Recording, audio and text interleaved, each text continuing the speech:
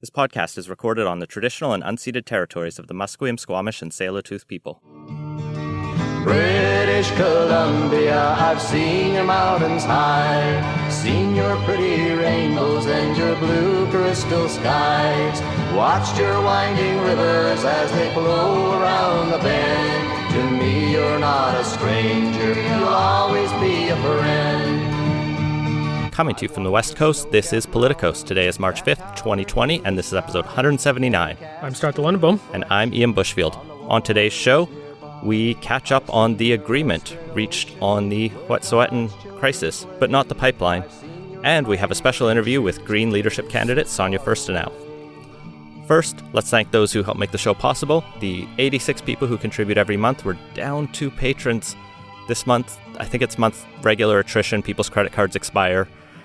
We really do need your support to help make the show possible. There's a lot I'd actually really love to do with this show. I'd love to be able to actually just sit and watch Question Period every day and keep up with the latest and do more interviews like you'll hear later in this episode. So go to patreon.com/politicos, give us more money, help make this show bigger, better, and do more things. Politicos is also in partnership with BC Today, British Columbia's daily newsletter dedicated exclusively to BC politics. Sign up for a free trial to have unique coverage of the BC legislature delivered to your inbox every morning. Listeners to Politicos enter the offer code CITIZEN for access to a special rate.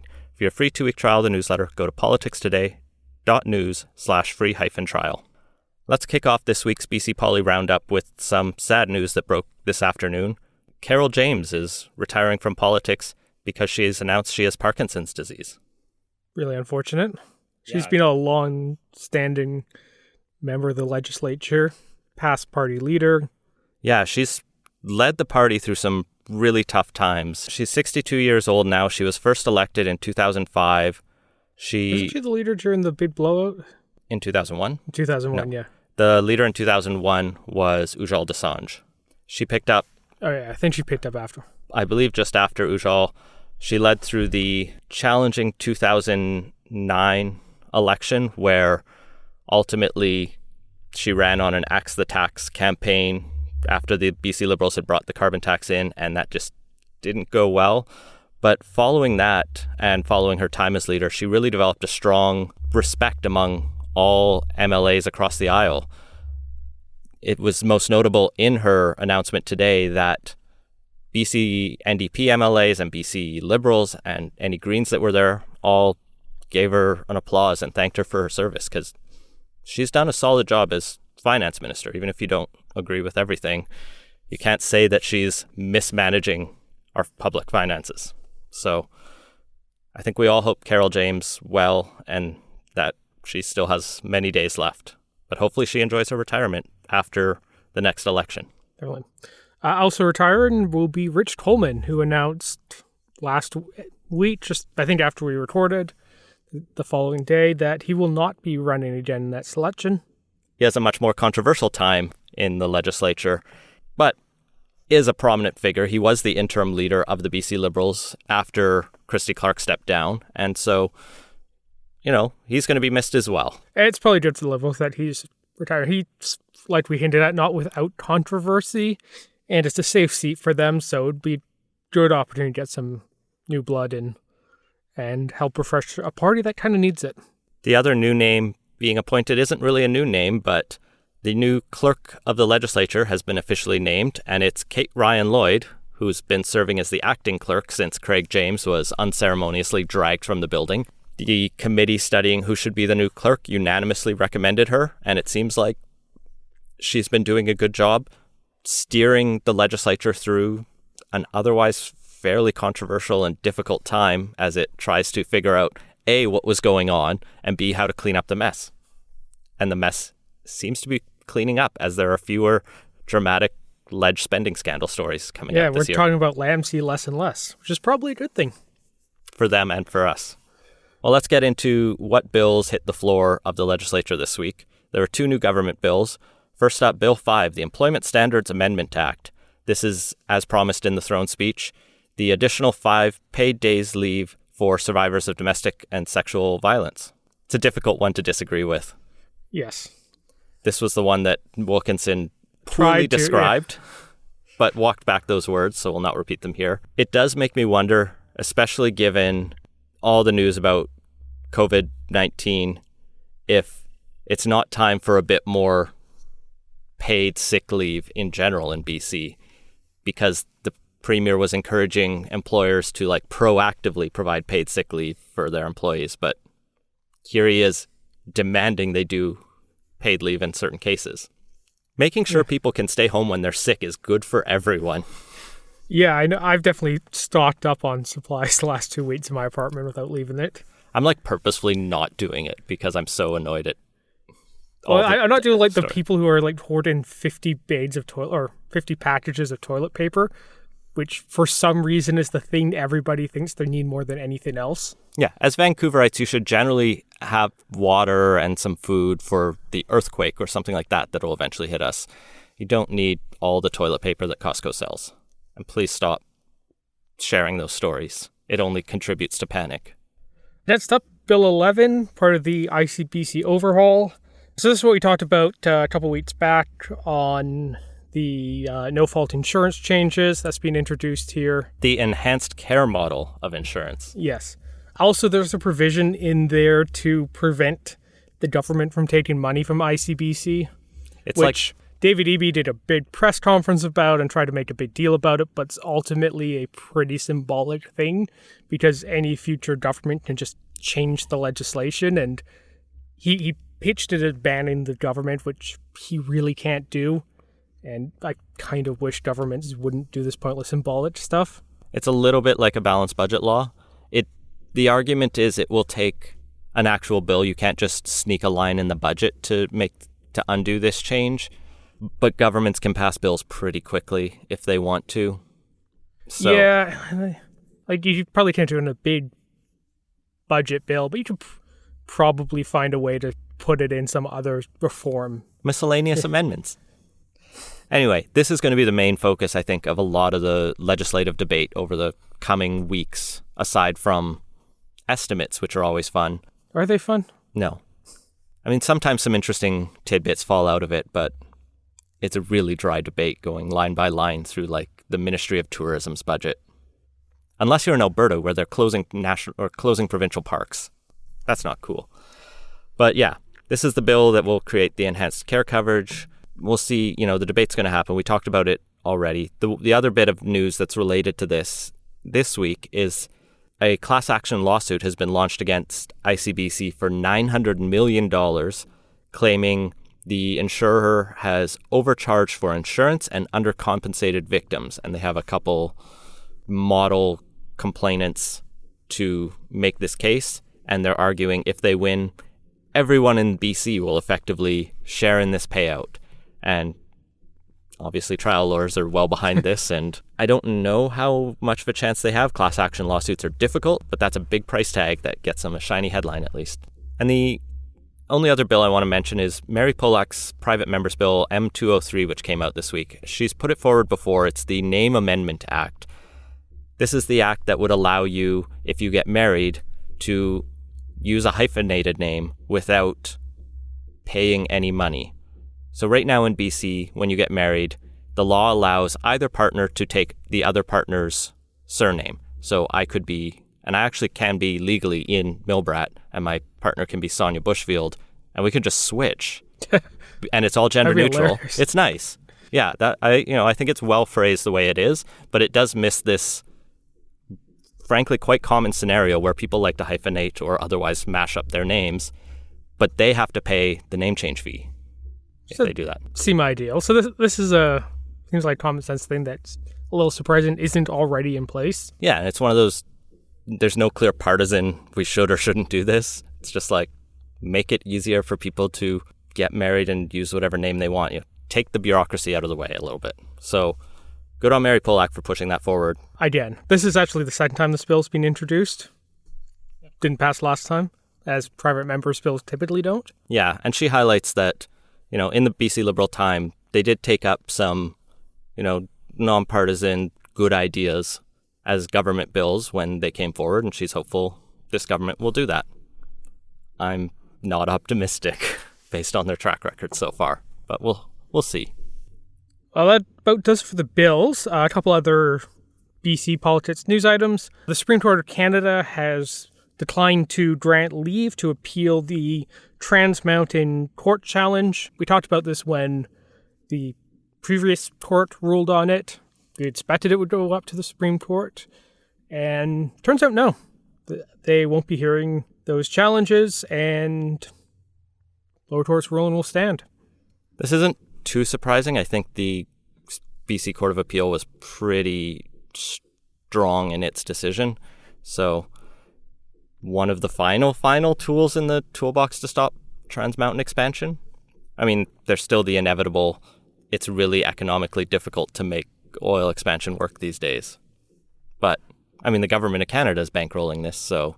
Yeah, there's deep pockets behind this, and the economics of this aren't quite as bad as the tech mine that we talked about last week that got canceled, because this would mostly be making it easier to move existing capacity to markets rather than expanding into new operations. Well, and the final legal BC issue that's come up is a woman in Victoria has launched a human rights complaint that the speculation and vacancy tax, quote, sets women back many decades and therefore violates her rights under family status, gender, whatever else you could throw against the wall. So part of the speculation tax was this measure to combat what are referred to as satellite families, which is not a great phrase, and I think we both cringe a bit when we hear it. But basically families where most of the income isn't made in Canada. And isn't taxed in BC. Yeah. So in this case, her husband works for, I think it was a U.S. tech company, some U.S. company anyway, makes more than twice as much as she does. So most of the income's coming from him, from the U.S.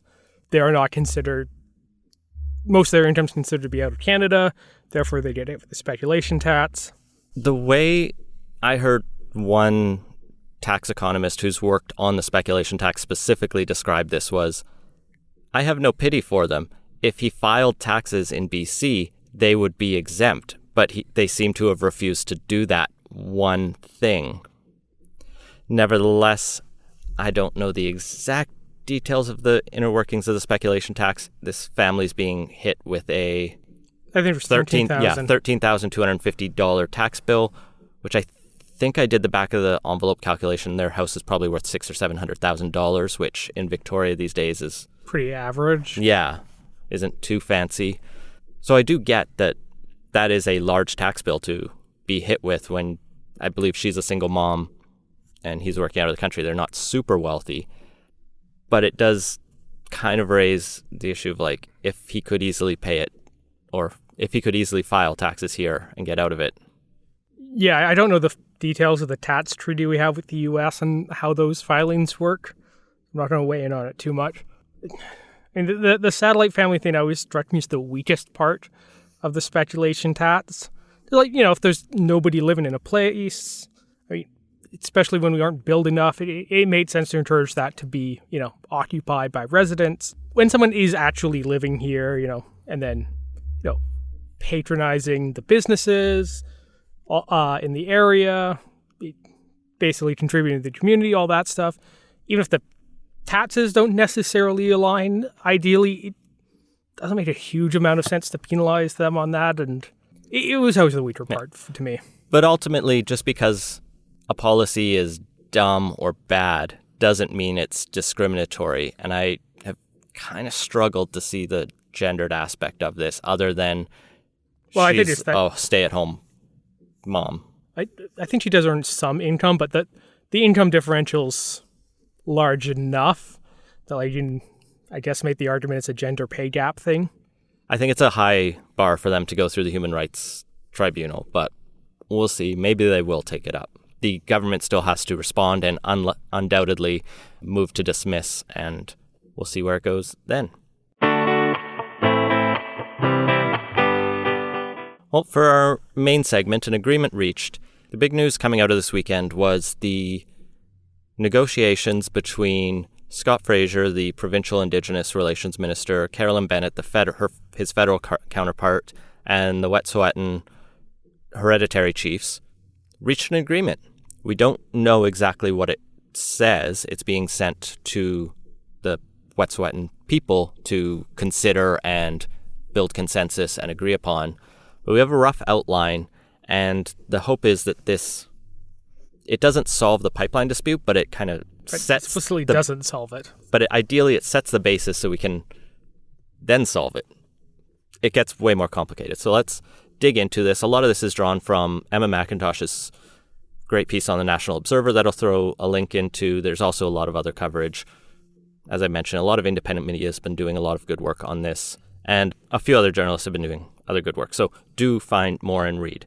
Effectively, after 3 days of talks, they managed to come down to solve this, and in part solve this issue that's been outstanding for a number of years, going back to the Delgamuukw decision from the Supreme Court of Canada, where the Wet'suwet'en people and the Gitxsan people in northern BC challenged for their rights and title all the way to the Supreme Court. The Supreme Court of Canada upheld that rights and title exist for the hereditary chiefs and the traditional leaderships. However, they didn't solve exactly what that meant. They just said this should either go back to a lower court, or even better, like, talk this out, Canada, BC chiefs, and come to an understanding of what exact territory we're dealing with and how to solve these disputes going forward. Those talks obviously didn't happen, and that's a big part of why we're in the situation we're in today. In theory, the agreement reached seems like at least the first step, if not a basis of understanding that should have been done decades ago. Yeah, so it covers off that, doesn't touch on the pipeline at all, so what that means for this particular project is unresolved.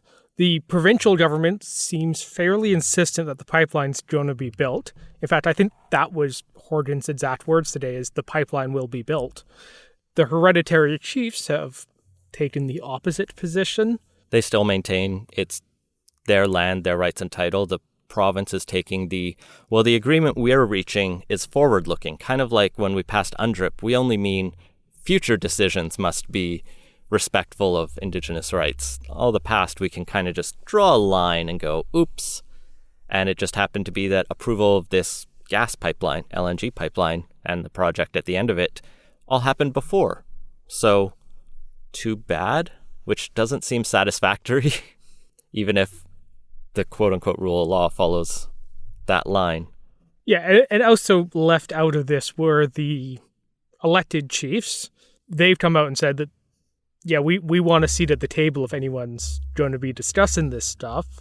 So there's still some internal issues with Wet'suwet'en governments that doesn't sound entirely sorted out yet either, and how that interacts with this is going to play a part for sure. Yeah, and the internal decisions around whether to adopt this consensus or whether to come to consensus over this agreement or not aren't going to be quick. They will rely on a lot of the traditional methods of potlatch ceremony type events, gatherings in the local community, and going around. And that's important work, and it's the process that is traditional to that territory, so it's worth following. I'm hopeful. I would assume the elected chiefs would be a part of that. If they're not, that's a big oversight, but I think they were hopeful they would have been at the initial table. Yeah, I think they wanted to be part of the negotiations too. But we'll have to see, I guess, what the shape of this deal was and how that moves this forward. I think it is optimistic. It hasn't led to an end to protests or blockades because the pipeline deal issue itself is still outstanding. I think a lot of that is between the chiefs and the pipeline company, Coastal GasLink, although, of course, BC is the government that issued the permits. So finding that resolution is still outstanding. In Victoria, the opposition parties have been insistent that the government tell them what's in the agreement they've negotiated. In the meantime, the government's kind of waiting for the Wet'suwet'en to do their own deliberations on that with their community. But expect that to be a point of contention going forward. I can see the argument, though, that if the Wet'suwet'en are having their discussions, then shouldn't British Columbians be having their Yeah, discussions I think it's as well? pretty reasonable point on the opposition's part. Like, negotiations generally work best when they're behind closed doors with the parties because, well, you don't want to have each other negotiate in the media and have a bunch of issues around, well, I'm thinking specifically around trade deals where like, every interest group then becomes a problem when you're hashing out where all the concessions are. You want to be able to do it at once, just between the negotiators, and then present the package deal. But with that comes the presenting the package deal part. And this is the sort of, it might not, I actually don't know if this would be legally required to go through the legislature, if this would be an order in council thing. But regardless, as like just a basic bit of democratic legitimacy, it should at least be presented to all of our members of the Legislative Assembly and the public in general. Yeah. Like, I don't disagree, but I also do see the value in trying to build some additional trust in these broken relationships. And so I'm not like 100% on the everyone should see this. Let's all just be a bit patient. I think we will get to see it and we will get to learn. Because within ultimately, the first week, I'm less concerned about it. If it goes on, if we're into April or May and nobody but the government has seen it, then it becomes a problem. And the other element is... Or if they sign something before. Yeah. If the Wet'suwet'en people don't agree to it, then the issue is moot anyway. If it wasn't going to go through them, it doesn't really matter what it was. But it's a good start. We'll have to see where it goes. Protests do continue, though. So one of the things that did come up this week is a bit of question around how well is this going over and who's to blame. So there's a surprising spate of polls over this week from, I don't even think we kept up. I have ones from Ipsos, Angus, Leger. But before I even want to get into those, a story I want to talk about was on CBC this week, doing some data on who's running Facebook ads. And it found that over $100,000 was spent effectively all by anti or pro-LNG groups or groups that were pushing in favor of the pipeline. Most notably Canada Action, and I think almost everyone on Twitter this last month will have seen those like Canada Action tweets showing the like questionably hereditary chiefs, the ones whose titles were stripped possibly. I actually cannot recall if I've spent too much time on Twitter as it is, but honestly my feed's just been filled up with Uber ads, which I also don't want to see. Fair enough, and if you block the ads, that does help. But like literally every time I open something up, there's an Uber ad. The story notes that Canada Action claims to be a grassroots pro-oil and gas organization, but does have connections to Calgary Realtors and some of the other pro-pipeline groups. And Canada Action was a co-sponsor at Global Petroleum Show, and petroleum companies do seem to buy a lot of their merchandise, which seems like an indirect funding mechanism. Some of the other groups have connections to Canadian Association for Petroleum Producers and not like front groups for big oil, but it does call them astroturfing campaigns in the article. On the other side, the only pro quote-unquote blockade ads were from the Canadian Council of Muslim Women, who was the biggest spender at $750 for 5 ads, and Amnesty International's French-Canadian wing and the BC Eco-Socialists, who spent $500 and $300 respectively. So relatively small in the scheme of things, but it is interesting to see the amount of money, which for Canadian political ads in a non-election period is relatively significant, $100,000 spread across several groups. The question is, did it change people's minds? Did it work? Probably not. I think most people just scroll past social media ads. Yeah, the ads themselves have a small effect. I think the overwhelming narrative out of Post Media and a number of other outlets really just emphasizing blockades, Canada's broken, shut down, nothing's getting around, even when most things did. Yeah, this is a case where I think earned media matters a lot more than paid media. And we did start to see Trudeau's approval rating slip, Horgan's approval ratings down 10 points. People are starting to swing. I think we even saw that in the last week a bit more against the protests. Yeah, I think it was last week when we were talking about how 65, 69, somewhere in there, % of people were opposed to the protests in one form or another. But nevertheless, in the Leger poll, I found interesting, they have a few questions about Indigenous sovereignty. And for example, they found that roughly the same number of people support the right of Indigenous people to have a veto over projects in their territories, about 41-42% as oppose it, which is a much closer I would have guessed amount. it would have skewed more towards a no veto position. But we'll throw links to those polls in the show notes.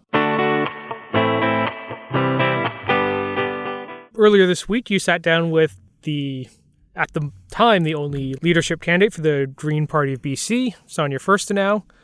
We have a new entrant, which we'll talk about a bit later, but why don't we go over to your interview? Sonia Furstenau, welcome to Politicoast.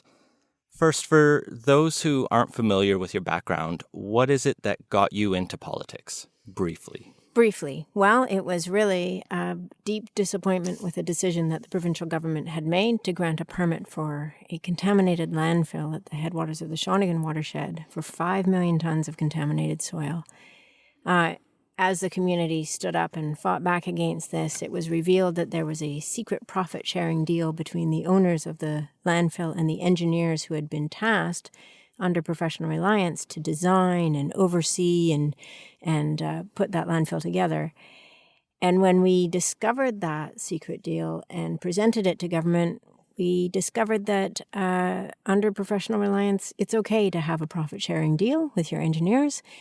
And so at that point, I realized that what I wanted to do was get myself into the legislature to try to fix that broken system. And I'm delighted to say that there is a 100-page piece of legislation called the Professional Governance Act. There's a superintendent of professional governance, and the conflict of interest that was at the heart of what happened in Shawnigan can no longer exist. There's a lot of work to still do on this, but that was what got me into the legislature. It really was holding government to account and coming to terms with that loss of trust that we had experienced as a community and wanting to get in there to fix things, but also rebuild trust. And so what takes you from that very tangible and specific goal to wanting to lead the Green Party of BC? Well, in a lot of the same ways. It's a similar situation that we've been in there now for close to 3 years. Will be 3 years in May.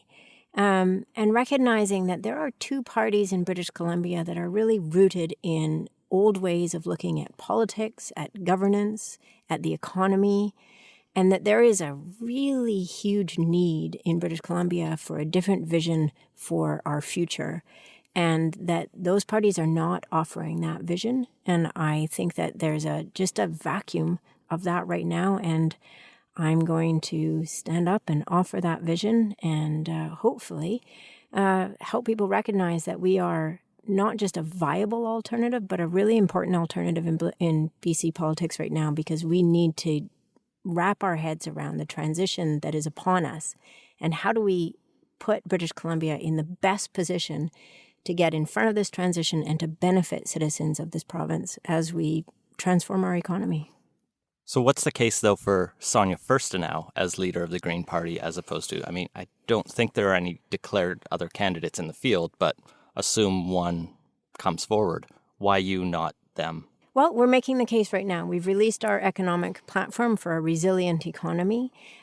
So we're going to be putting out platform pieces. Today, as an example, we want to put health and well-being at the center of our economy. We want to put genuine progress indicators into how we measure our economy. We want innovation to be at the center. And then in addition to that, I would say a leadership style. I'm very committed to being an inclusive leader, to being a leader who brings people in, who reaches out to stakeholders across every spectrum you can imagine, and helps us to recognize that we are here together. We're in this together. The outcomes that we're trying to achieve, we're actually going to achieve them if we work together. And I'll give you one quick example of how I've done that in my own riding. In Cowichan Valley, we have a lot of crises. It's a high poverty rate. We have an opioid crisis. We have a homelessness crisis, really out of scale with the size of the community. And the local leaders, the elected leaders, we were coming together quite regularly. And we recognized that if we formalized how we operated together, we could be a very effective voice for our community. So we created the Cowichan Leadership Group. Chief of the Cowichan Tribes, chair of the CVRD, the MP, MLA, 3 mayors, the public health officer, chair of the school board. We set terms of reference to meet quarterly. We meet more regularly than that. And just this past week, we sent a letter to 10 ministers really laying out the crisis that we're facing in Cowichan with the homelessness and the addiction crisis, and a solution that has been brought forward by the community. And we are advocating for these solutions as one voice, even though we represent a myriad of political ideas, political parties, and jurisdictions. We've recognized that we all put the community at the center of our work, and that if we can work together, we're going to be more effective in getting the solutions.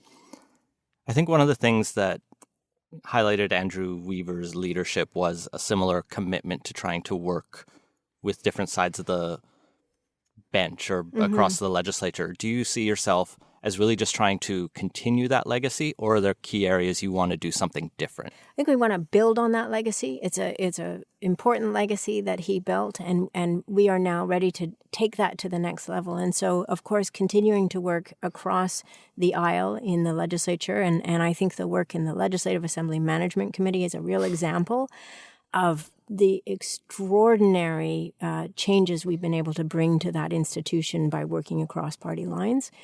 And then reaching out beyond the legislature into communities and reaching out to stakeholders, in every sector of BC. We want to talk with teachers and business people and innovators and the construction industry. And, we want to really connect deeply with every stakeholder that we can, so that we're bringing that back to the work that we're doing. And I think that that's how we're going to continue to build on his legacy. Are there any specific policies you think the Green Party should be changing? Changing in terms of doing differently, things you want to pitch where it might be a slight pivot for the party? Well, I think, for example, today's announcement on the economic platform, a health and wellness, but we had that in 2017, but I think we are going a bit deeper than we did before.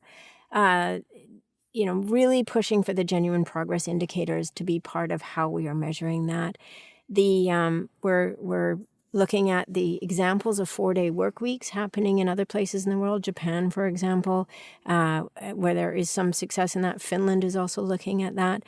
We're looking at how do we get the innovation clusters up and running in communities around the province so that there is a viable and sustainable economic future for communities outside of the urban communities as well as inside the bigger urban centers.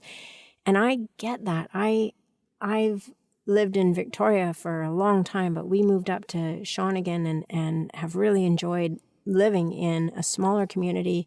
I grew up in a rural part of Alberta, west of Edmonton, and I understand that real draw that people have to living in small communities and wanting to have it be a place where their kids can grow up, can have opportunities.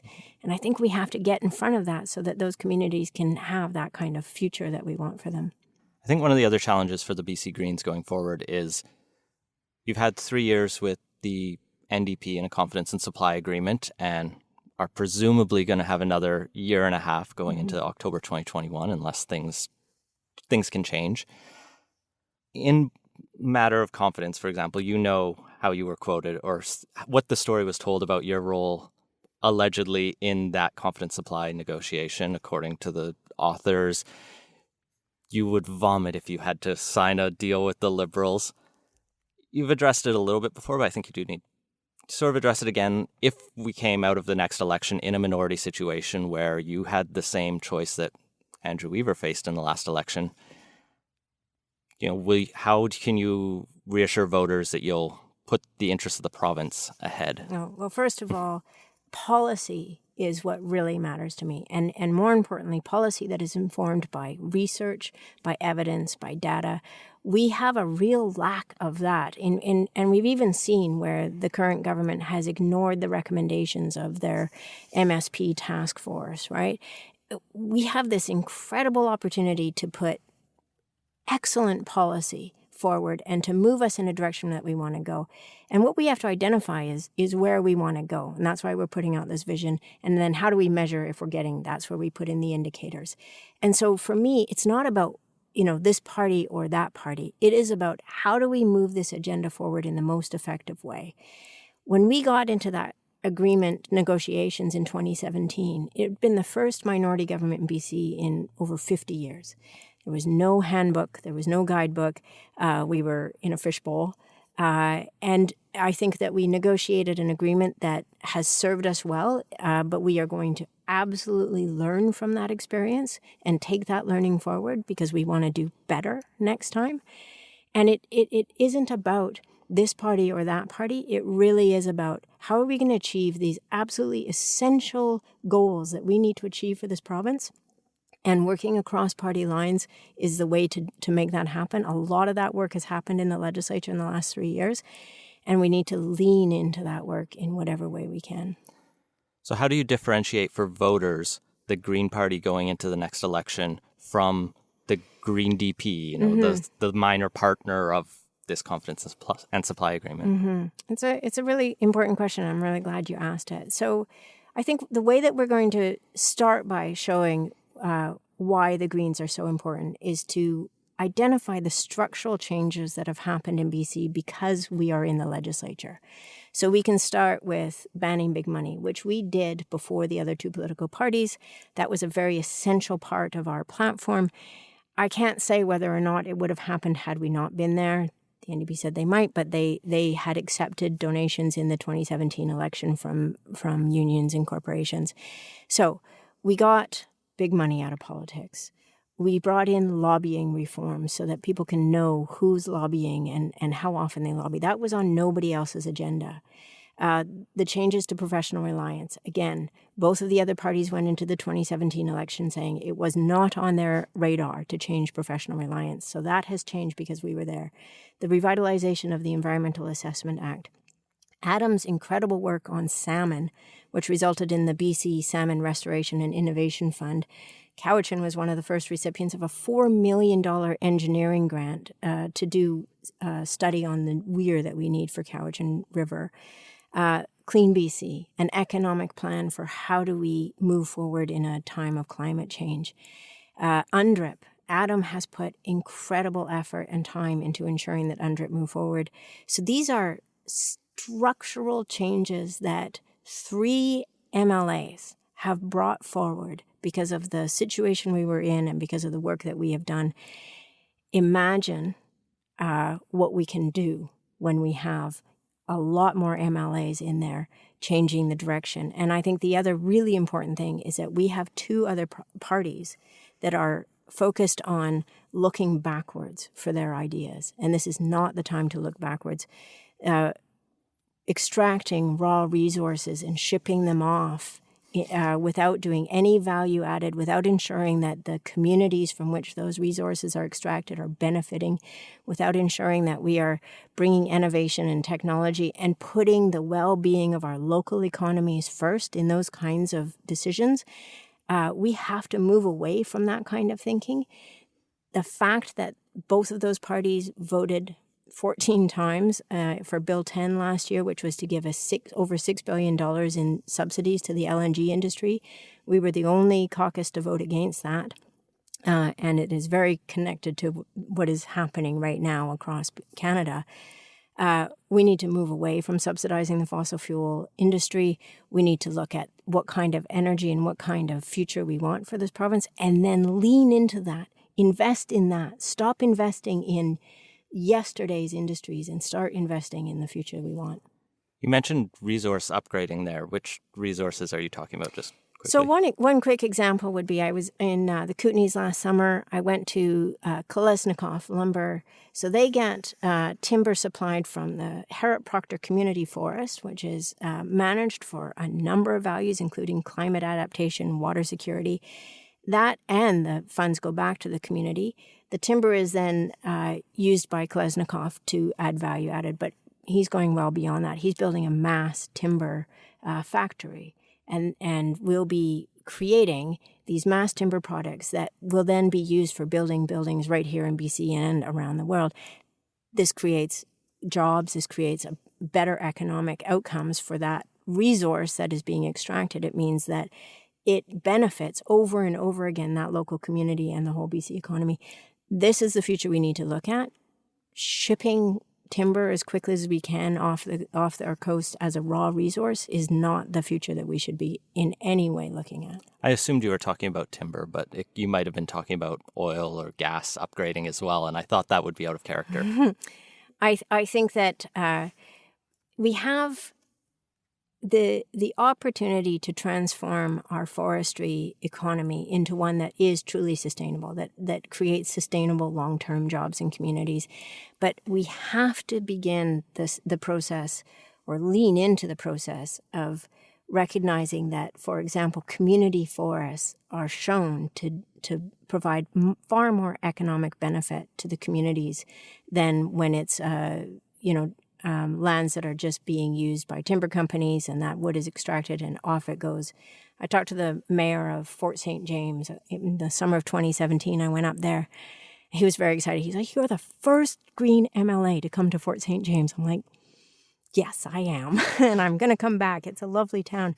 But he talked about at 4 a.m. hearing the logging trucks rolling through the town, and that they were the breadbasket of BC, but that the benefits of that timber were not staying in his community. He wanted more community forest. He wanted more benefits to his community for that resource. And I think that is absolutely something that we should be recognizing as important as we move forward. One of the other challenges moving forward on Clean BC is that the program notably is only 75% complete. Now, the NDP haven't told us how they're thinking they'll get the other 25%. How would you get the other 25%?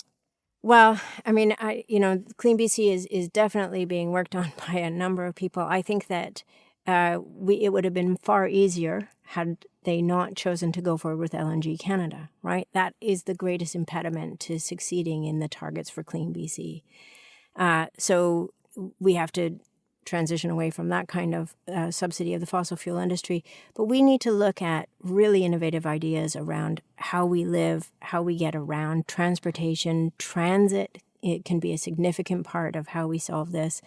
I look at Cowichan, emissions from transportation account for 70% of our emissions, and we have really limited transit options. So you can start to find ways to get to zero. I know that there are a lot of great minds working on this right now, but I think the most important thing is identifying that we are serious about hitting those targets, and we're going to make the decisions to hit those targets. And LNG Canada is a massive impediment to that. By the time we get to 2050, it will be taking up like the lion's share of our carbon budget. And that is a real impediment to the rest of industry in BC. We should be recognizing we have to share that carbon load in a way that maintains all of these other industries that are so important for our overall economy.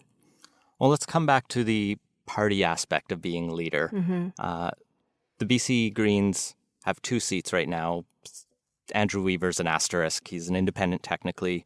Assume, for example, that the Greens can hold on to those 3 seats in the next election. How do you grow the party, particularly outside of what's become somewhat of a base on Vancouver Island? So start with growing our base absolutely on Vancouver Island. And we are reaching out to communities all over BC. I'm going on a campaign road trip shortly. I'll be going into the Okanagan and to the Kootenays during the March break. And what we notice is I do a lot of traveling over the summers generally, is that in all of these communities, people are growing incredibly weary of the lack of change that they've seen in BC and in BC politics. And much like my experience of losing trust in government, particularly when it comes to protecting water or protecting communities, is something that is happening in a lot of communities around BC. So building on that appetite that exists right now to see real change in light of the reality that we're in, right? And this is one of the things that I experience when I'm in the legislature, is it feels like out here in the wider world, there's all of these great ideas, there's all this innovation happening, there's excitement about what we can be doing about the future, and then you get into the legislature, and we may as well be in 1950. And we have to change that. And I think what we're going to show is that not only are we going to have a really exciting platform and vision for the province, we are going to have candidates that will inspire people to recognize that green is far beyond, the kind of political party choice. Green is the vision for a future that we actually all want to have for our province. And that sense of resiliency that we all want to feel in our neighborhoods and in our communities. Government policy can create that kind of resiliency. We see examples of this in Sweden. We see example of this in Finland, in New Zealand, where when governments recognize that their fundamental work is to ensure that the citizens of their countries or their regions are doing well, that is the foundation for a thriving, healthy economy and a thriving, healthy society. Do you see the Greens taking more votes going forward from the NDP or the Liberals? We will take votes from both sides, and we will also, very importantly, bring the people who aren't inclined to vote forward to vote. And that is one of the things that we can back up with data from previous elections. There was a 10% increase in voter turnout in Cowichan in 2017. In Andrew and Adams ridings, they were some of the highest voter turnout ridings in the province. Elizabeth May consistently has one of the highest voter turnouts in her riding. Green candidates and a clear vision inspire people who feel that they've grown cynical about politics to come out and vote when they wouldn't. And so it's not about taking votes from other parties. It's about earning votes from the citizens who really want something different from politicians. One of the challenges, arguably, for the Greens that wasn't a success in the last several years was the loss of the electoral reform referendum. Is electoral reform going to continue to be on the Greens platform, or is it going to kind of take a back seat until maybe never or just down the road? I think what's important is the health of democracy. And when I come back to the changes, even in the institution of the legislature, that's contributed to a healthier democracy in BC. It may be internal, but it does have impacts for the wider province. I think that we have to show why it's important to have more than two voices, more than two political parties. When we see what happens in the United States with these two political choices, this is not a healthy political environment. And we will, of course, put a healthy democracy in banning big money, the lobbying reform. We're a big part of that. It will continue to be an important part of the work that we're doing. I'm going to wait to hear from folks, but I think we have a lot that we want to work on in this next, little while and put this platform together. And when we get in there, we're going to hit the ground running to bring these changes that need to happen quite urgently to the province. I guess my last question will just be the easy one. Where can people go if they want to find out more about your campaign? SoniaFurstenau.ca, so SoniaFurstenau.ca. And we've got we've just put the new economic platform piece up there, and lots of information about future events and how to get involved in the campaign. We've had great amounts of people volunteering to be part of the campaign. We're having really successful fundraising, a lot of excitement. Really looking forward to the event we're having tonight in Vancouver with David Suzuki at Heritage Hall. And the momentum is very exciting, very palpable, and we're going to keep building on it. Thank you very much. Thank you so much. Well, like you mentioned, there is another entrance to the BC Green leadership race this week. Kim Darwin, who was the candidate in Sunshine Coast Powell River in 2017, has entered the race. She's a mortgage broker, served as the president for Sechelt and District Chamber of Commerce, and is the Green Party's provincial council secretary. So it's nice that this isn't just going to be a coronation and that there's at least some competition going on. I actually don't know much about her. That this was admittedly the first time I'd heard of Kim Darwin. But yeah, long-time Green Party person. Apparently was fairly active in the smart meter debate several years back. Pro or anti? He's the Green Party anti. You know, that's why Raffi blocked me on Twitter. Raffi doesn't like smart meters. I'll just say that.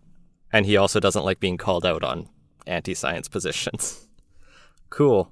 So yeah, her website doesn't have any platform details that I can see at this moment. So it's, I think, still a little unclear what the main policy disagreements are going to be between the two. But that's what the campaign's for. And credit to the Green Party for having 2 women in the race so far. It's nice to see when we have a political scene dominated by men. Meanwhile, on the Conservative side, their official candidate list is out, and it's largely... It's not the official candidate, it's the approved applicant list. Because there's 3 stages to this thing, and you're not a candidate until you've cleared the last one, I think. Or at least the next one.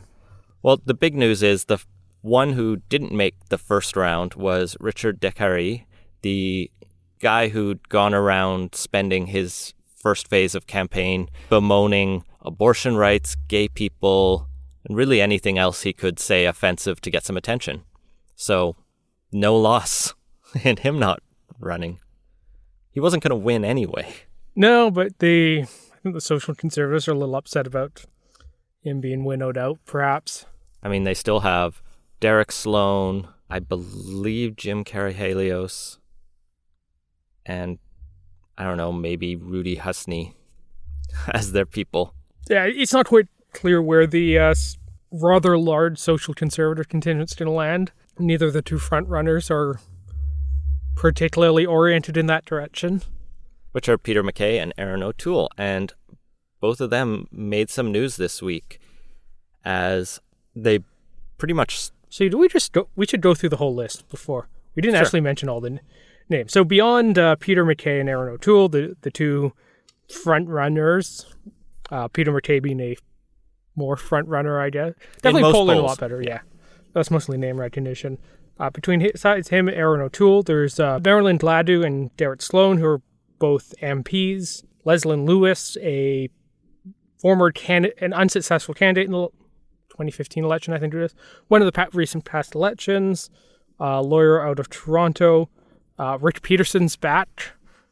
So for some reason.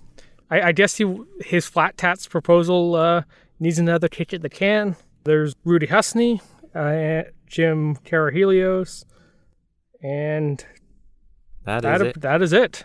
So it is smaller than the previous leadership race, which is the first goal I think they had of this one, and the point of having such a high barrier to entry. So this was the way they structured it is there's 3 winnowing points basically, where you don't actually have to have the full $300,000 right away. Although I think Peter MacKay's might be there already. This one I think was 25,000 and like 500 signatures or something, 500,000 signatures. Some lower cutoff that I don't unfortunately have in front of me right now, but did do the first window, and I expect we'll see that list grow shorter as the next ones approach. Well, each of the candidates is trying to get attention. Peter MacKay came out early this week and promised that if he's elected, there will be a fall election, to which Erin O'Toole said, yeah, totally. I'll do it too. Even though it's not really up to them. They'll need to get either the Bloc or the NDP or the Liberals to side with them on calling a snap election like that. And I don't know. I don't think any of the other ones are going to be particularly keen on it. Actually, they need both, don't they? Yeah, the Liberals only need one party to side with them, so yeah. Yeah, the Conservatives are not getting an election. No.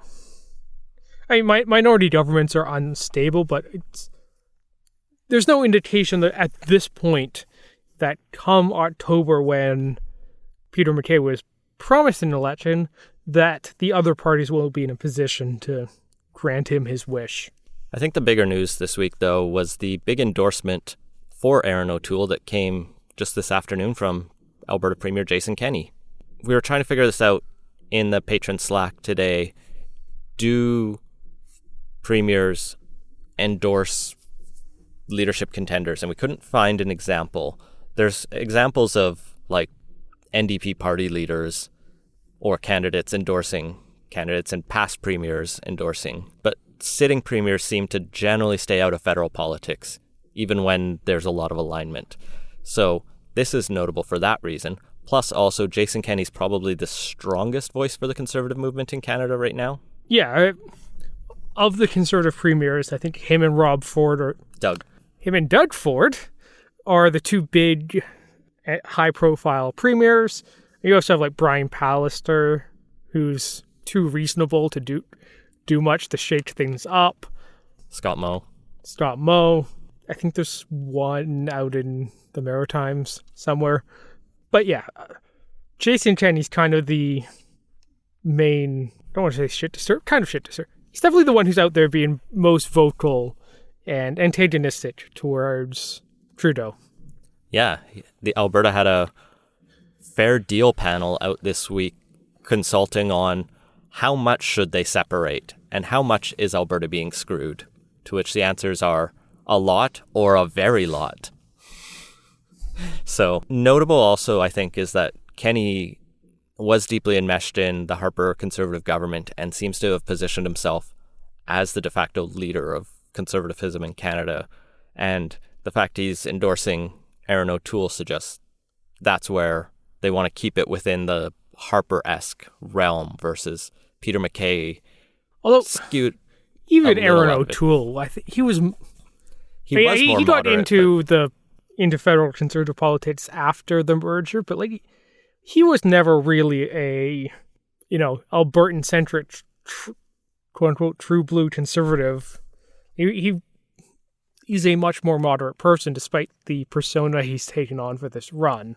The persona, which involves wanting to blockade foreign oil, as one of his tweets today said. Yeah. I liked him so much better last time. There's not really I guess there's no Michael Chong candidate this time. No, there isn't. So, we touched on this a bit with the polls, that Peter MacKay's way out in front, although there's still a large, I think, 40%-ish undecided. So there's definitely room to consolidate around someone other than Peter MacKay. And, well, between the Kenney announcement and a campaign that can only be described as directionless on MacKay's part so far, despite where the polls are at the moment, I'd actually probably say O'Toole has the better shot, just if trends continue. But we'll have to wait and see on that. Well, moving on to quick takes. The federal government has committed to fulfilling the NDP's campaign promise of cutting your cell phone prices, and they're going to do it by asking really nicely. Well, to be fair, this was also their campaign promise that they were going to send sternly worded letters until cell phone prices came down. So now they're just saying they're following through on that. So yeah, they've sent pressure to Rogers, TELUS, and Bell that they have now until 2022 to cut prices from the benchmark of $50 for a 2 gig plan by 25%. If that doesn't happen, the government will take further action, which could include changing the rules for the wireless spectrum auctions or allowing cheaper, quote, mobile virtual network operators into Canada's wireless market. I imagine this would be like Fido and things, except not just owned by companies, which is what ends up happening every time because of CRTC rules.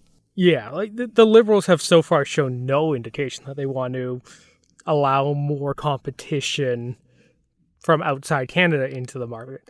Now, you do have some politicians called for that. Like, I believe it's actually in Aaron O'Toole's platform, which, I guess marks for him for at least being pro-telecoms competition, because the Liberal government certainly isn't. Well, and the Conservative record on this file isn't that strong either.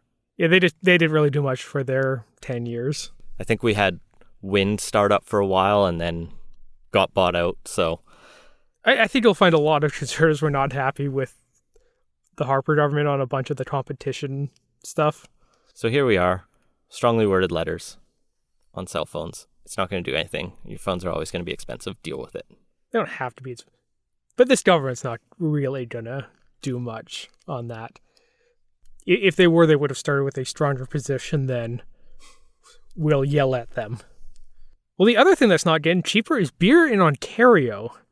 So when Doug Ford got elected, he famously ran on a buck of beer. And after he got elected, he tried to put that into practice. And it became pretty clear that the best they could do was like $1.25. And even that was kind of operating at the edge of losses for like the one brewer that kind of took him up on it. But now it's turned out that that's actually had some unfortunate or unintended consequences, and beer in Ontario has gotten more expensive. So this claim comes from Jordan St. John, who's the host of the Ontario Craft Beer Guide, the podcast, which I can't say I've listened to, but he's also written books and has studied the brewing industry in Ontario. And so he speaks with CBC about why didn't buck of beer work. And he points out that essentially there was a formula around minimum and maximum prices on beer. And to make buck of beer work, they had to get rid of that escalating formula. And as such, the goal was that you could make beer cheaper. But what they actually did was they went, oh, we can make beer more expensive now. And that's the direction they went. I really don't have a little trouble following this one because they talk about minimum floor prices, but there was never a maximum cap on how much beer could be charged in Ontario, as far as I know. Like it seems at most they've tweaked the rules around what the minimum price is. But like, by and large, retailer or brewers weren't doing that anyway, and most beer was above the minimum floor. So, actually, I've been out of Ontario long enough. I don't know what like the really crappy local cheap beer is anymore, but whatever the Ontario version of Lucky is or whatever, like that maybe got a little more expensive. But your craft beers and even your generic large volume, Molson's and Labatt's and stuff, I don't really think would have climbed very much as a result of this. I think when Doug Ford promised buck of beer, almost everyone knew it wasn't going to happen, but it was catchy, and so we all like to talk about it and make fun of it. And now here we are. But the final story of the night is a happy story. It's that Yukon is abolishing daylight savings times. Good. I wish we were doing it at the same time. Yeah. Longtime listeners will remember that we have passed the bill to move to permanent daylight savings times, but we're waiting on the U.S. to get its act together, whereas I'm pretty sure Horgan went to the Yukon, talked their premier into it, and now they're just like, yeah, 2020 will be the last time we change clocks because this is ridiculous. Like, I'm dealing with trying to get my 6-month-old ready for time change this weekend by like shifting bedtime and wake up earlier and earlier. So tomorrow we're supposed to wake up at 6:15, and it's not fun. We're not getting enough sleep. So let's get rid of this garbage. Yeah, let's do it. It'll save lives. Yeah, now the U.S. just needs to put aside everything else for a moment and get that done. Well, not everything else. They actually have some big coronavirus problems. The Seattle cases alone, I think, are in the 600s now.